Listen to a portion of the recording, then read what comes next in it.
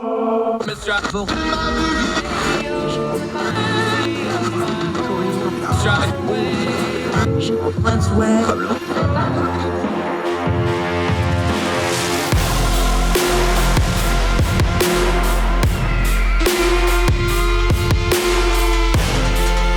host, Andrew Donaldson.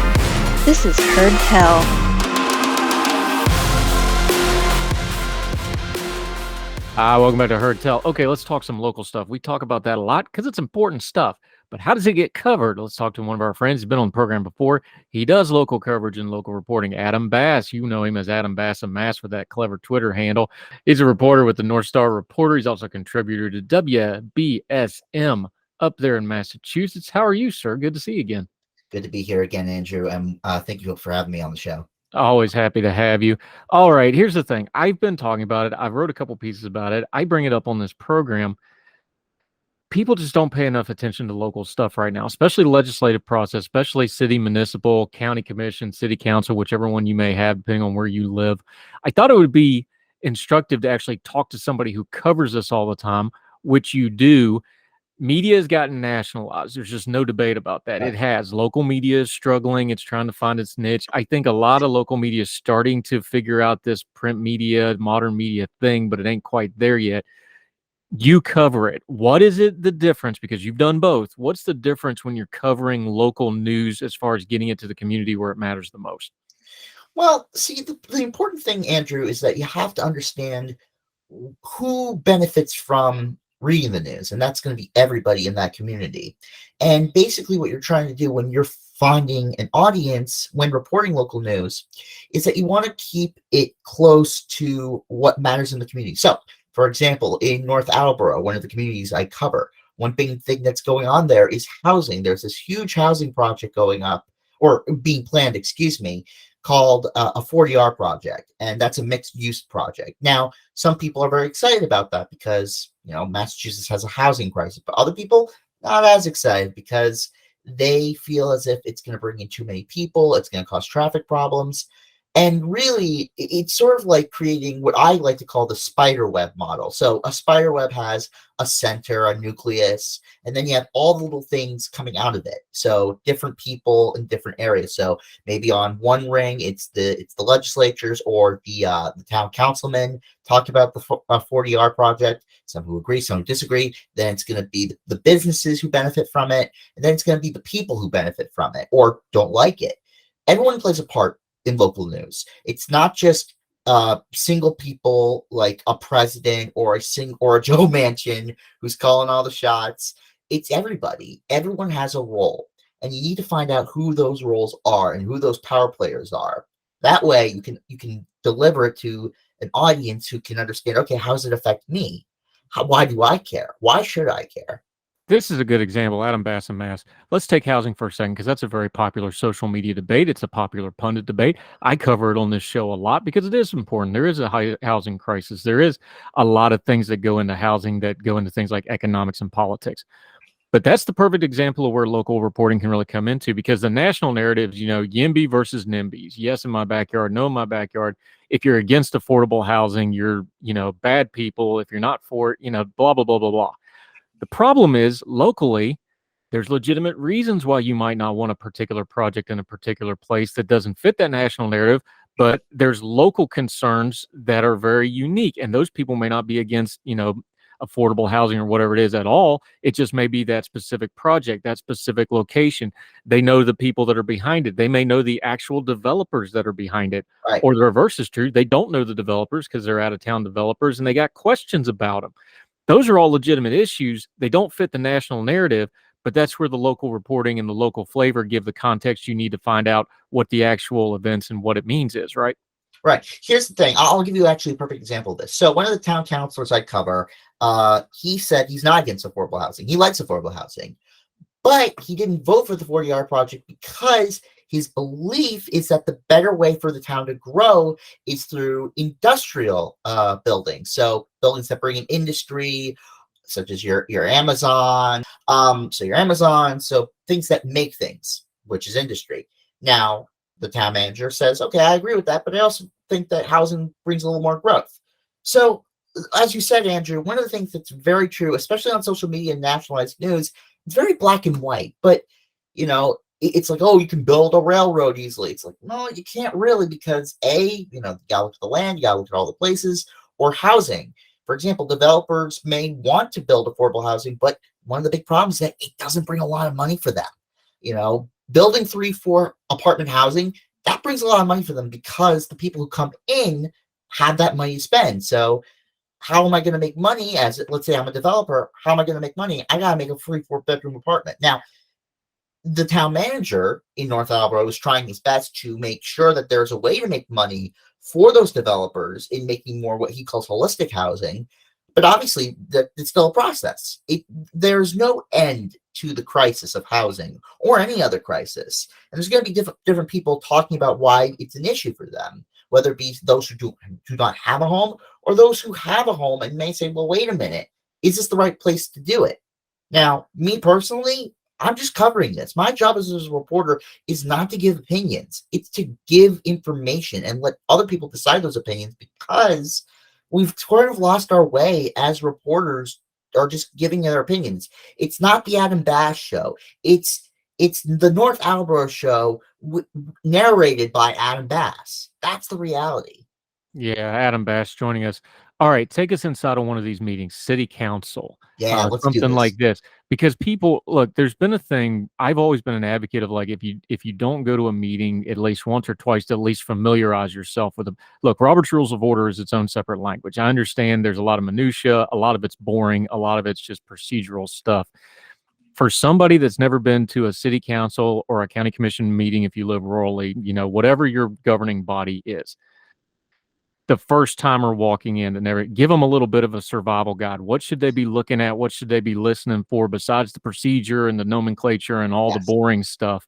What are they actually paying attention to? Because really, how those council members or county commission members are conducting themselves are almost as important as whatever the actual things being discussed, as far as who actually knows what they're doing or not, right? Right. So here's something I would actually recommend doing, especially for those who want to go to a city council or county commission meeting. First of all, before you do anything, say hello to the city councilors, okay? They are willing to say hello. They love chatting you up. They love talking to people. They love they love talking. And really helping to understand who they are really gets a good example of how things are going to go down in the meeting. Now, when that meeting happens, pay attention to who talks in the meeting, not just the city council president who's conducting the meeting. Look who's bringing motions to the table. Look who's deciding to let their voices be heard, and really who kind of agrees with somebody on the city council, like who becomes like best friends in their giving of motions, or who butts heads. I remember there was one motion for a new bridge to be built in New Bedford, and one of the council members said, well, I want a special session to hold off and let's just review everything, because I don't think we've been giving enough time. Another counselor agreed with him, and he was sitting right next to him. They were chatting it up, and I realized, okay, they've known each other for a long time, and they probably agree with one another. And then you have another city councilor, a newer city councilor, relatively young, and say, look, we had this opportunity to build this bridge, and the MBTA, which is the Massachusetts Bay Transportation Authority, which is basically where the trains go in Massachusetts, we have this, they're paying for us. They're footing the bill. The city doesn't have to pay anything. So let's do this. And it passed. The bill that allowed the city to have the bridge passed. And then when you're done with that, go talk to the counselors. Ask them simple questions. It doesn't matter if you're not a reporter. You can ask questions. Ask simple questions when you're going there. There's an old saying, I'm Jewish, and there's an old saying, every Passover, be the children who ask the questions, right? If you ask questions, you're going to come out smarter. You're not going to go in dumber. You're smarter that you're coming in with questions.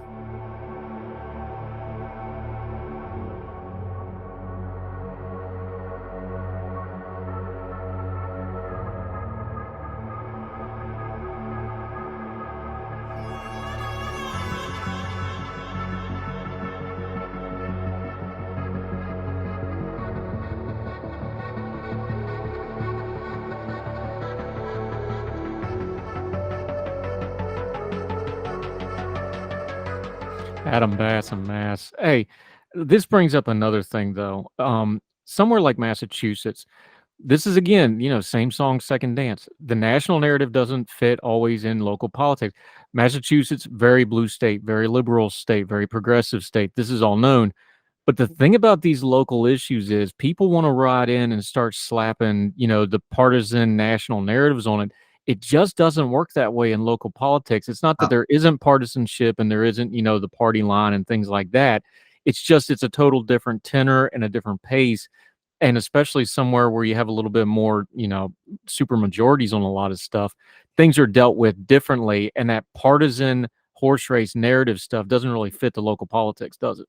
no, well, we got to remember one of the things that's true about Massachusetts is that we don't have that many competitive elections. The GOP here, they don't really try that hard, and they're going through a bit of a crisis management right now. And the Democrats, it's sort of like becoming a Republican. It's sort of what Jim Justice did. You're switching that D to an R or R to a D. It's a chance of survival. Um, and the reality is that in local races, it's not a partisan thing. Obviously there might be some who lean more a little left to the right, but at the end of the day, they're still good friends. I'll give you a great story. I was covering an election for City Council, Ward 3, City Councilor in New Bedford. And you had one candidate who was like an outwardly Republican, but everyone else was just them. When the results were called in, the top two rivals, they were so happy for each other. They were hugging, they were cheering, and all the candidates were cheering, and they said, we lost, but you know what? Good for them. And they're excited to run against each other. They're really, really excited. And I think that's missing from our from our national politics. I'm not calling for everyone to be like nonpartisan. I'm calling for people to realize that it's not as black and white. Politics it's not even shades of gray. It's so many different colors and so many things that make different people tick. And you have to really understand that when covering politics and understanding politics. It's not this red versus blue. It's red, blue, yellow, green, beige, chartreuse, turquoise, magenta. All these different people with all these different combinations. It's going to affect how you think of politics when you look at it that way. Yeah, it sure does. Adam Bass. All right, folks all over the country, look, there's still local media out there. Talk about for just a second, though, how they can follow it more and more. You look, the local papers that have survived, if they're surviving, they figured out how to get online because either they did or they didn't survive. That's how that works. Local news stations, local TV stations, local PBS, a lot of them have really good reporters. There's now, a lot of nonprofit news organizations. Just walk people through if they want to follow their local news better, where to start. And is this one of those things kind of like natural, what I've done? You kind of got to go a la carte with your reporting sometimes. Find those good local. Look, I got my 4 or 5 guys that keep me up to date on all the West Virginia stuff. Talk about getting a rotation so that you're getting that local information outside that national market, because you're going to have to kind of do this yourself and curate it yourself, aren't you? Right. So one thing I would recommend first, if anyone has social media, go first follow Report for America. This is a great nonprofit organization that has young reporters like myself go to different parts of the country and report at different local outlets. From there, you can find said local outlets. You can find local papers. You can find local television stations. And if you can't find them to begin with, the smaller ones, look a little bigger. Look at your equivalent of the Boston Globe. If your state has one, go look at your local television station, because you will find the network that they're building. Different reporters know all the people in the business. So, your local PBS affiliate might know where to find local outlets to read. And don't be afraid to contact them. Send them an email. That's what I did when I got started. I reached out to all these people at GBH News in Boston, at WBSM, where I currently contribute. And also listen to your local AM stations. You might find something that's not as partisan there. In Massachusetts and New Hampshire, there are plenty of AM stations that do lean a little right or left, but there are some that do tell straight news. And if you can find them, give them a listen. Yeah, Adam Bass. He's a reporter from North Star Reporter, contributor for WBSM. I also got a little podcast called The Cod Cabin. I'll let him explain that one to you. Let folks know what you got going on, how they can follow you, and how they can keep up with you till we get you back on the program again, my friend. Sure. So you can follow me at thenorthstarreporter.com or WBSM when I'm posting articles there. Adam Bass of Mass of Twitter. That's Adam Bass of Mass. Or listen to our podcast, The Cod Cabin, where we talk about Massachusetts politics. It's a real blast. It even rhymes, so you know it's got to be good, right? Like Adam Bass of Mass. That's his Twitter handle. Adam Bass, our good friend up there. Keep doing the good work of local reporting, my friend, and we'll talk soon. Take care. Thank you, sir.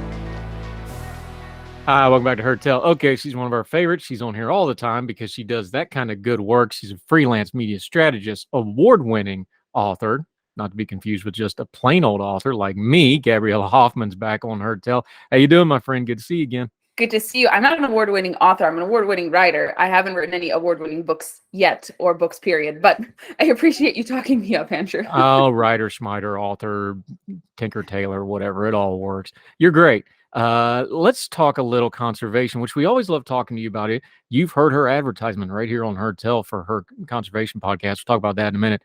You are out in Idaho, and besides the usual fun stuff like, kayaking the Snake River and the beautiful countryside out there, you put some work in. You went out to Lava Ridge and this project that's out there. There's a video to this that we're going to link to that's really well done.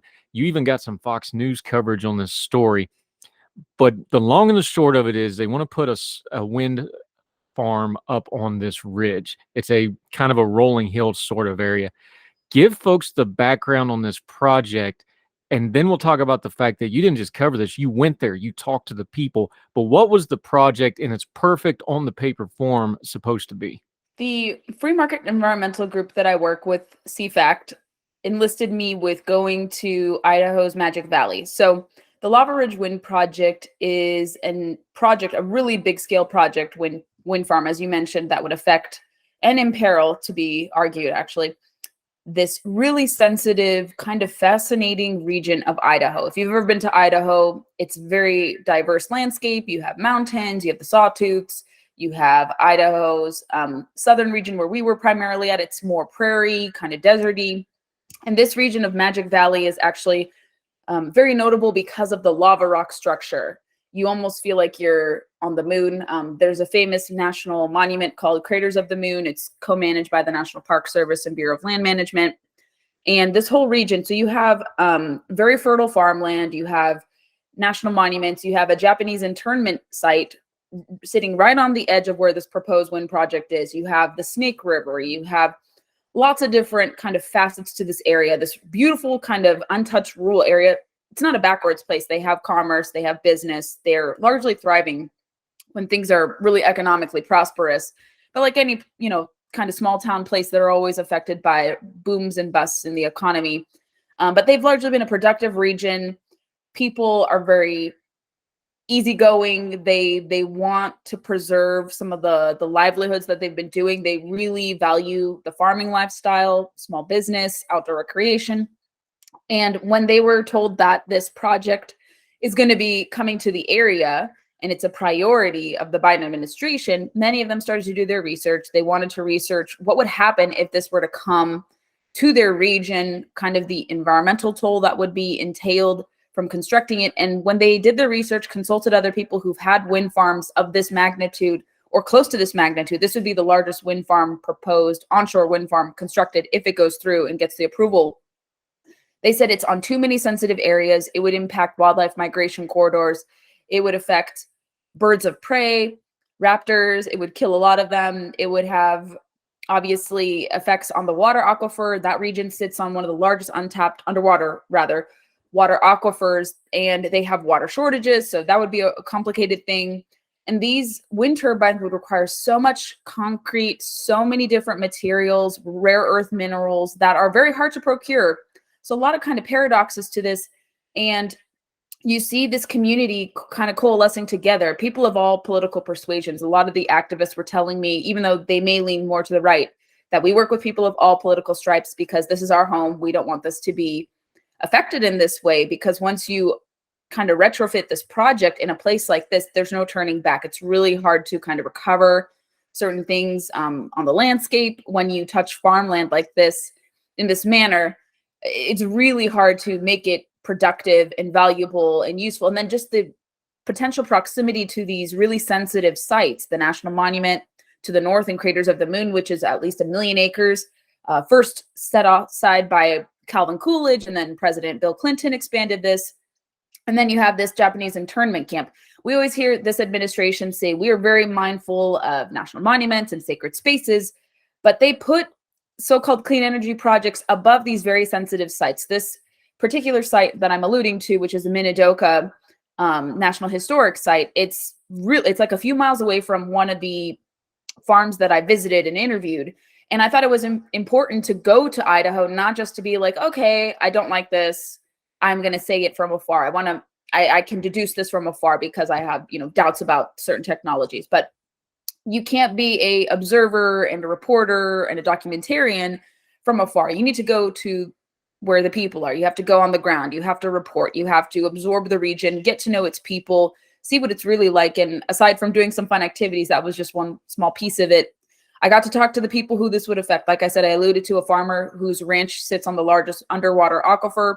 His property sits right next to this Minidoka National Historic Site, which was one of 10 internment camps that FDR, the other Roosevelt, had set up, and 13,000 people were unfairly imprisoned in this particular camp. So they want to remember it. They want to make sure that people are aware of the history, and just all these different kind of conflicting factors, and just so much to be at stake, and a lot of things lost. And these people don't want this kind of rural gentrification. I think that's the term that they wanted me to use and wanted me to become familiar with. They're worried about rural gentrification of this magnitude because it would essentially dilute what these rural areas are. And so that's kind of the long short of it, Andrew. Yeah. Gabriella Hoffman joining us here. There's a couple technical things we got to knock out here. You talked about this being a really big project, one of the biggest we've ever done onshore. This is 400 turbines. This is going to stretch this is going to stretch for miles. This is going to be a huge site. I know where I lived in Germany, the second time I was in Germany, there was a huge, what they considered a very large wind farm. We would drive up to the top of the hill above where we live, and we'd drive up there because my kids were little and they just thought it was cool. That was 120, and that was one of the biggest in Germany. And that was considered, this is 400 of these things. Mm-hmm. This is a huge, massive area. The other thing we got to touch on, this is Bureau of Land Management. So this isn't one of those eminent domain or like this is the government land. So they can do pretty much what they want on it. And the company that's behind this is a New York City company that's coming in. So fair or unfair, that's just the perception of the locals. You know how those sorts of things go. That's a lot of cross streams, but you just touched on one that people probably aren't going to think about when it comes to renewable energy. What does water got to do with a wind turbine? The entire West, you travel a lot, you cover conservation. One of the biggest stories going that only occasionally gets headlines out here on the East Coast, the water situation in the West is at a critical level.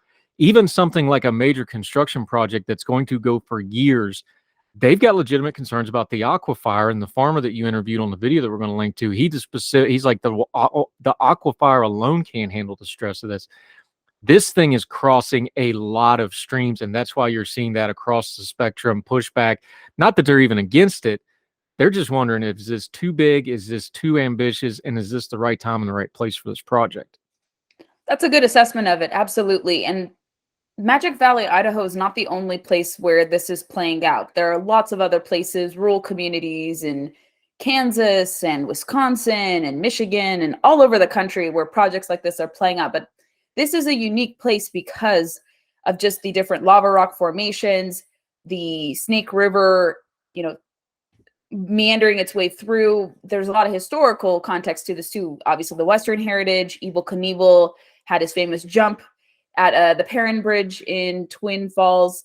And this would, like you said, affect so many different acres, if it were to go to completion, it would be 73,000 acres where these 400 turbines would reside on.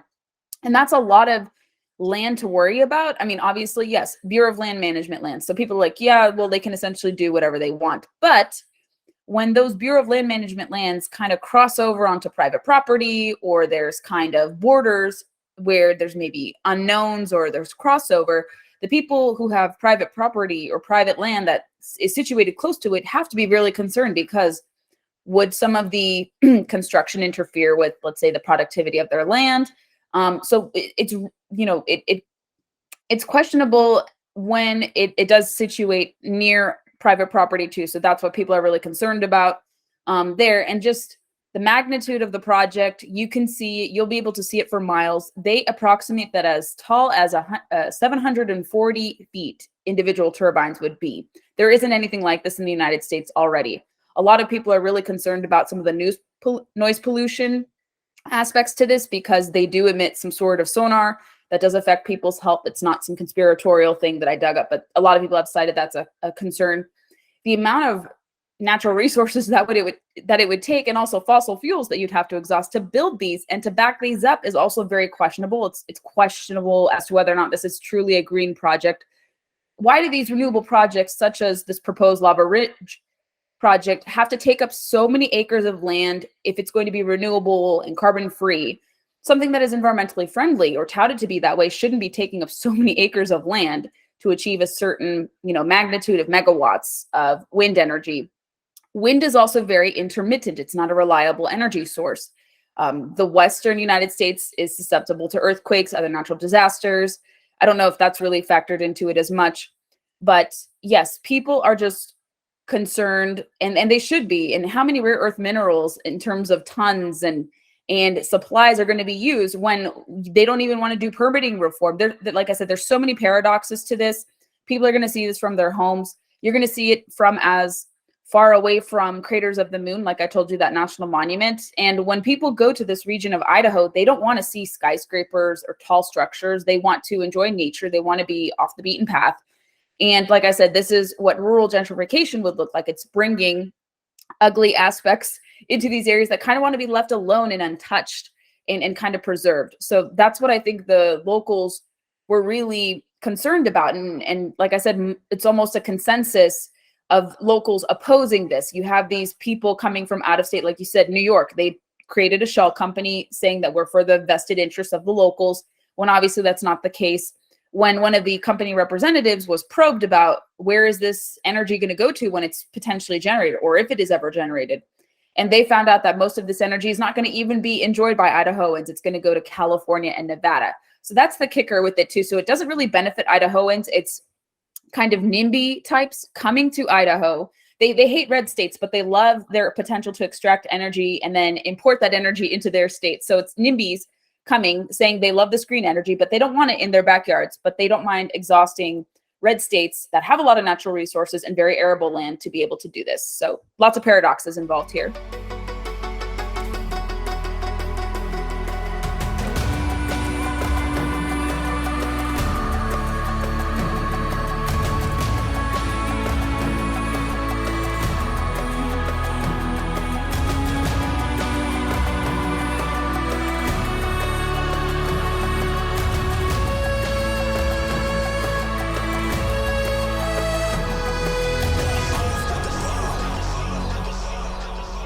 Yeah, and the reason we're talking about this, Gabriella Hoffman joining us, again, this is Idaho, so you're like, well, what do I care about Idaho? Because this is something we're going to see over and over again, and we've seen this before already. We all know that green energy is going to come at some point. We have the argument of how close we are to that, how far we are from that. We can discuss that, but we know there's a movement towards that. We know the government is involved in this. We know big business is involved in this, and we know there's regulation involved in it. So how all that's going to affect you where you live at some points. That's why we're having this conversation. I'm reading through the material on this, and you linked to a lot of it, and you referred to a lot of it in your video reporting on this. It's really interesting. Even the government can't get on the same page on this. The National Park Service had concerns. They were advocating for, hey, can we divide, because there's so much land. Again, this is Bureau of Land Management, so the actual ownership of the land isn't the issue. They're not doing eminent domain here. The National Park Service raised concern. It's like, maybe we should spread this out a little bit, cluster it in different areas of the site instead of one big spread out site. One of the local folks, they talked about, not having it close to the historic sites. You can move it back out of the sight lines, like you were talking about. There was a local group that called it the subdivision plan. Like, you build a subdivision. Well, you build part of it first, and then you see how that's going, and then you come back and build the rest of it, kind of break it up. It doesn't seem like people are against the idea altogether. I haven't really seen a lot of that. They just want to say in the implementation, and they have concerns about being heard on size, scale, and scope. That's why you got to talk about regulation, because the government, their thing for everything is, whether it's a fly or a nail, they swing a hammer because that's all they do, right? This is why it's so important to talk about the regulation folks of this, because even the government themselves doesn't seem to get on the same page. But once they decide, it's done and it goes forward. And we need to hash these things out now, because we're going to do this over and over and over and over again, aren't we? That's true. And I want to also caveat this by saying that this type of project, if it was done maybe on private land, perhaps it wouldn't have been so contentious. But because it has so much overlap on BLM land, close to very sensitive farmland and historical sites, maybe there would be less opposition. But just when this administration in particular just has, we need to fulfill these goals by 2030. If we don't achieve this amount of megawattage by 2030 for onshore goals, we are contributing to the climate crisis, et cetera. So they alarm and they scare and they fearmonger in this regard. And the problem with this project is, too, I was reading in a follow-up article reports that came out in wake of our reporting, because the locals expressed their frustrations to me that a lot of the local media has just been taking money from Magic Valley Energy Company, not questioning the project as much. Now they started to be a little more even-handed and fair in their coverage, and they started to highlight the concerns of people who would be impacted by this potential project. But this is not really a free market project, and the reason why you're seeing a lot of skepticism with this, even though there's a private shell company coming in claiming to be of Magic Valley, I read that this actually would be funded primarily through subsidies if it were to be approved after this EIS is considered. There's a 60-day comment period. If this is, people don't challenge it and they decide to proceed with it, most of the funding is going to come from this recent omnibus bill. And so a lot of people should have questions about the nature of this project. Is this really being brought about by a free market or a market enterprise system? No, this is government pushing this. And I think when people see government pushing these technologies well before their prime, that's going to create a lot of upheaval. I wouldn't say physical upheaval, but a lot of discord, a lot of disagreement with this, because it seems like a coercive policy. Like, you have to get on board to achieve these goals, or else you're contributing terribly to the environment. But with the shortcomings of these projects, again, wind is intermittent. This is not going to be a truly free market project. It's a highly subsidized project. And if we look at history, highly subsidized projects, namely in the form of Solyndra, they don't work out. They become defunct. A lot of these technologies, when they're created before their prime, they don't work as efficiently as they can. They're not reliable. They stress the grid. And so understandably, the locals are very opposed to something of this magnitude across 73,000 BLM land acres because it doesn't work to its full potential. Like I said, if it was on private land in a smaller magnitude and in not so sensitive areas, perhaps there would be less opposition to this. But because this is a whole of the government type of suggestion or proposal, of course there's going to be opposition to it. So I think people, they don't want to deviate from what works in terms of energy. If oil and gas, or nuclear even, nuclear is the true green energy source. I think that people are starting to come around to. Geothermal is even great. I think in some pockets of Idaho, they have geothermal. Geothermal is actually something I wish people would discuss more. It's very similar to fracking, uses a lot of the technology. It has a 24 power base load.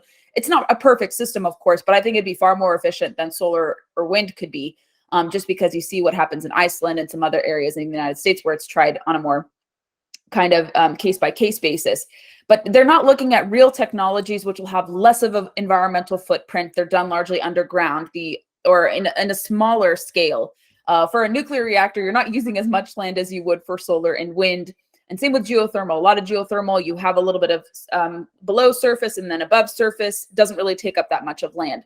And people are questioning whether or not these are truly green, wind and solar, because of how many vast amount of acres that have to be used. And again, you're going to have to use fossil fuels one way or another. You're not getting rid of them. You're just pretending to say that we are ridding ourselves of it, but you're still needing them to have these technologies function. And so Lava Ridge, like I said, is just one case study of many, and we're going to see more of this. And I think you'll see opposition continue to build because these locals are not consulted. You have these projects coming in like sharks, loan sharks, and trying to extort them and say, you have to get along. We're going to promise you these great things, or else, we'll bully you, or we'll make you feel guilty for not being a part of the solution. And people don't like to be told what to do. It's not because they can't get along with progress. It's just a matter of forcing people off of what works is never a good way to build rapport.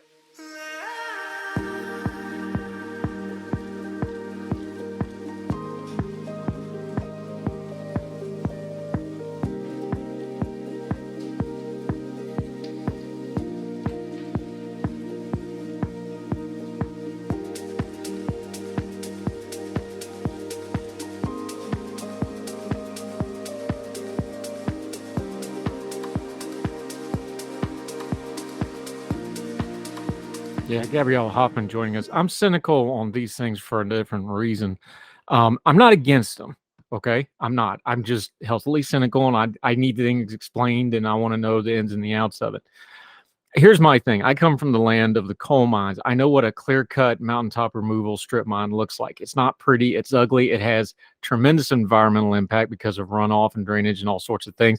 And it can be deadly. We've had flooding and runoff and landslides and all sorts of things that destroy all sorts of things. Those are very real environmental practical concerns. My thing is, I've seen it before. I've seen these big solar farms. There's some near where I live.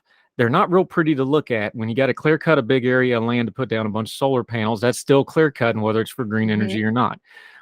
Windmills are a little bit cooler to look at, but they do have a very large footprint, infrastructure footprint in how they do stuff. So it's something to consider. I wonder what you just said. Part of the pushback is to the average person, the buzzword of green energy doesn't mean anything to them if the environment that they're trying to protect gets destroyed anyway. If it's destroyed by green energy or destroyed by a coal company or destroyed by an oil refinery or whatever. I know that sounds really basic and hillbilly and simplified, but I think that's a very real thing. When you talk to the people of Idaho, it's not that they're against green energy. It's just like, well, what's the point of green energy if it's going to destroy our landscape at the same time?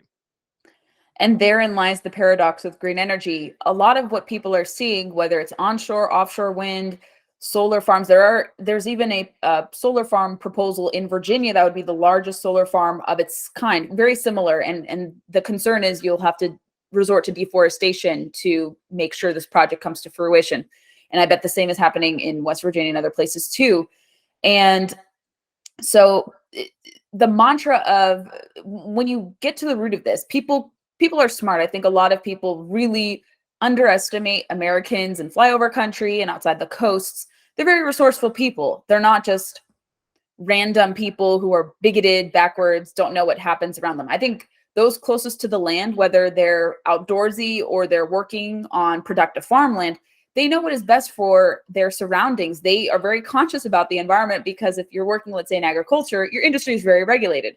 Let's say you're a hunting or fishing guide. You're very aware of your surroundings and the elements because you have to deal with frequent encounters with wildlife, let's say grizzly bears or other predators, wolves, what have you, if you're in these kind of areas. So I want to trust, and I look to trusting people who are closest to these situations. They know this area. They live here. They subsist here. They recreate here. And when they tell you that they are not really going along the lines of, we have to destroy the environment to save it, when they see that most of these projects ultimately take that type of position, they see the problems inset in wind and solar because you're not really saving anything. It's kind of a virtue signal. I hate to use that terminology, but it really is, because why would you want to resort to deforestation, clear cutting, and use a lot more and exhaust a lot more land to produce energy that is not necessarily reliable in the long run? And then you have all this impact, disruptions to nature, lots of concrete, intermittent energy sources. So people see that it's not really efficient at this point in time, and maybe it won't be ever, because why do you have to, and also you're not really saving much on energy. I'm noticing here in Virginia, prior to my governor going into office, they put very cleverly, Democrats, when they had control for about 2 years, they put a stipulation in our so-called Green New Energy or Green New Deal, Virginia's Green New Deal, that you have to achieve net zero, and it will take a repeal of the law to remove different factors and conditions to speed up so-called net zero. So Virginia is forced to have to do moving away from oil, coal, and gas, and really adopting solar and wind. And I'm seeing in my energy utility bills that I'm having to pay a surcharge for solar and wind that I'm not even using. And my energy bills are a lot more expensive. And I think it's the same. And these people have these natural fears as well in Idaho, because they're going to see their energy bills go up, even though it's promised that the upfront cost may be high, but eventually you're going to see really, really low cost. And people don't like those gimmicks. When they're told that something is going to be efficient and practical, they want to see those effects immediately, not within a 10-year, 15-year time span. And oftentimes for adopting these so-called newer technologies or so-called green technologies, you're going to be paying more in the long run. Upfront costs, maintenance costs, you're not really saving much.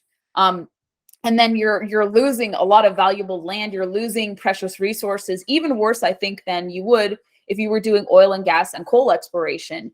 That's probably very controversial to say, but those existing technologies, to me, and nuclear reactors and even geothermal, tend to be a lot safer and more practical for the environment than solar and wind. I've become a lot more skeptical of these two in particular, just because of how much land is exhausted and the lack of efficiency, I think, with it. So color me a skeptic too, with these technologies when they're touted as environmentally friendly and they really don't deliver, and they cause a lot of friction in these communities too.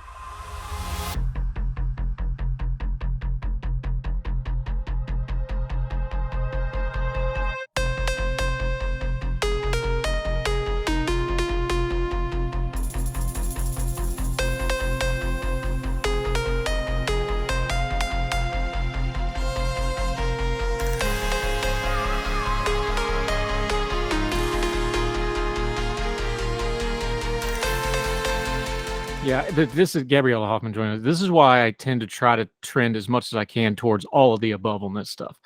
We should have solar. We should have wind. We should have hydroelectric. We should have geothermal. If we have all of it, because look, certain parts of, like geothermal works great in Iceland. Mhm. It's probably not going to work great in some other parts of the country and other parts of the world, right? We need all of the above, and then kind of let the local folks be like, this is what's going to work best here, so on and so forth. There's things like nuclear that obviously need larger controls and more of a federal thing. But this is why I trend towards all of the above on the technology. And I want to trend as much as I can towards local control when it comes to conservation and environmental policy. Because I think, like you said, the local folks usually have a pretty good handle, not companies, not government people, not investors, the people that actually live on the land, work the land, and have their livelihood with the land. They're probably going to be the best conservationists you ever find anyway. We've talked about this in other areas. We should probably give them more input when it comes to the regulatory state. Yeah. I totally agree with that assessment. And what some of the locals in Magic Valley told me is that the local BLM people were very much in agreement with their concerns. And then they have to deal with superiors in the federal office who are fully in line with this net zero policy that you have to do it. You can't contest it. You just have to do it. It's essential. We have to do it to fix the climate crisis in their mind. So you'll even find bureaucrats who live in areas like Magic Valley, Idaho, who do share the same concerns of the locals because they are of that region too. And they were enlisted with representing this region because they're familiar with it. So I want to give the benefit of the doubt to some careerists who do care and do listen to the concerns. And from what I understand, that's the case here. But they have to contend with federal, kind of pushback and different goals because they're far removed from the situation, from the area. They don't really come there except to say, okay, we'll have a few photo ops and we're going to meet with people who agree with us and we're going to allow for debate and discussion on this topic. I've seen it with the new Interior Secretary. Unfortunately, she promises that she's going to give deference to the locals. She'll meet with some people and say, okay, I checked this off and we heard from people, but they have predetermined conclusions. A lot of people on the federal side when they're working in these kind of conservation agencies. But those on the ground who are affiliated with BLM or Fish and Wildlife Service, they tend to be more attuned to the concerns of locals because, like I said, they live there, they commune with these people, and they know the region better. But the federal side, the like I said, Interior Secretary, her deputies, they really don't see it that way because they're just taking marching orders, truth be told, from the Biden administration. And like I said, they save face and they say, yes, we did our duty, we heard input, but we have this predetermined goal. We just have to go according to the Administrative Act. This is a law that is for any law. And so you have to go by procedure, although Biden's administration has violated that with comment period, not allowing for 45 or 60 days whenever the rules come out. So to me, it seems like they're not really, this administration in my mind, except for those who are kind of decentralized, even though they may work for BLM or some of these related entities, National Park Service, those who are living in DC don't really care what the locals think. They just have this agenda, and the locals will have to agree, or they will be, targeted or penalized or really ostracized for not going along this agenda. They'll be vilified essentially through marketing campaigns in the future. Maybe they'll be subject to WOTUS rules. The WOTUS rules from the Obama era are back. Maybe they'll target these people for, I don't know. It's a very sinister thing, but I feel like if you don't willingly work with government to achieve their goals in this respect, they'll find some way to oppose you, maybe make it difficult for you to tend your land, find a WOTUS restriction or WOTUS violation or something of that nature. I don't ever want it to be that way again. But they're really very determined to push this. And it doesn't matter what type of science is presented to them. It doesn't matter the pushback from the locals. I really think, apart from court cases, if this is challenged in the court of law, with respect to the Lava Ridge Wind project, the only thing I can see foreseeable stopgap to this would be opposition from the Friends of Minidoka, because they love to listen to tribal input, so to speak, but they don't even listen to tribal input when it kind of inconveniences their agenda. But the only way I see it stopping is if the people from Friends of Minidoka, the National Historic Site, overwhelmingly have a seat at the table and say, please stop this or move this elsewhere. But for the most part, I think it's going to proceed. I hate to chime in like that, but I like I said, what I've seen from other directives from this administration, they proceed with these projects, doesn't matter what type of opposition there is. Yeah, Gabriella Hoffman, it's a good point. We broad brush. I do it too. You do it. We broad brush these government officials, especially a big organization like BLM or the Interior Department or whatever. There's a lot of good people in there trying to do their best for the dude. So that's something we should work on. Gabriella Hoffman, always enjoy talking this stuff, especially conservation related stuff. You can plug the podcast now. Let folks know where they can find you, follow you, and keep up with you till we get you back on Heard Tell again. Absolutely. And we'll have much to discuss in the future. District of Conservation is my podcast that you've so generously touted and promoted here on your program. I really appreciate that. We're on all podcast players.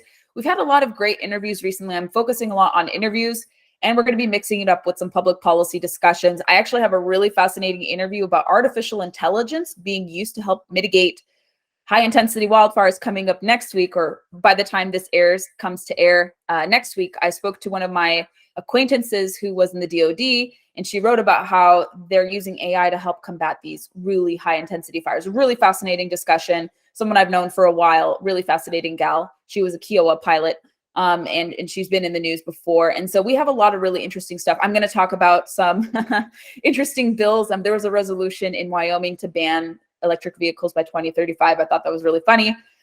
So we'll talk about what's trending in the outdoor news. So I hope your listeners do come and check it out. We're also going to be keeping tabs on what the 118th Congress is doing, because it's divided Congress. You have the Republicans controlling the House, Democrats narrowly controlling the Senate. There will be a lot of conservation environmental pieces to break down. So we're going to be on top of that type of legislation as well. And I'm on social media. Very easy to find me, Young Voices.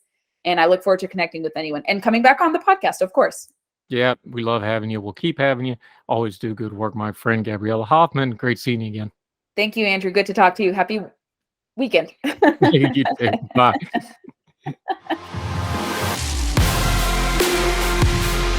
All the music on Heard Tell is provided under a Creative Content license from monstercat.com.